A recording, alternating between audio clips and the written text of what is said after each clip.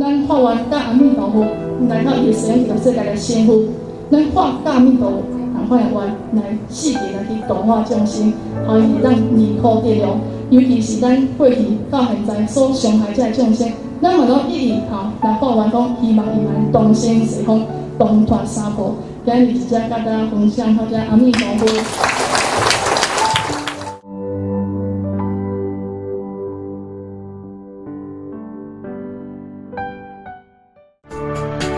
我们还招募了2500桌以上的贡品，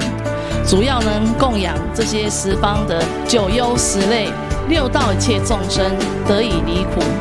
在法会过后，我们并将这些2500桌的贡品呢，